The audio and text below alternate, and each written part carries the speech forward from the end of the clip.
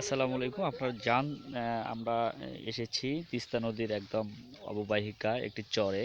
আপনি চরে দেখতেছেন চরের জীবনযাত্রা এবং এই ফসলের যে ধরন মরা মৃত্তিকা থেকে এই মৃত বালিকে কিভাবে ফসলে রূপান্তরিত করেছে।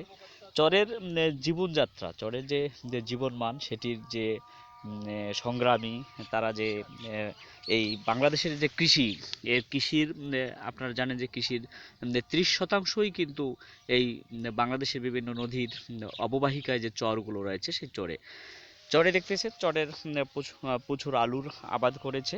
রংপুরের ঐতিহ্য তামাক, কেউ এখনও সেই তামাককে টিকে রেখেছেন এবং আমাদের সেই কৃষকদের সঙ্গে কথা বলে আমরা জানতে পেরেছি যে এই তামাক কিন্তু চাষের জন্য এখন বিভিন্ন তামাক যে কোম্পানিগুলো রয়েছে টোবাকো, তারা বিশেষ প্রণোদনাও দিয়ে আছেন, ঋণ দিচ্ছে, ঋণ সহায়তার মাধ্যমে এই তামাক তারা বিভিন্ন চরে উৎপাদন করতেছে।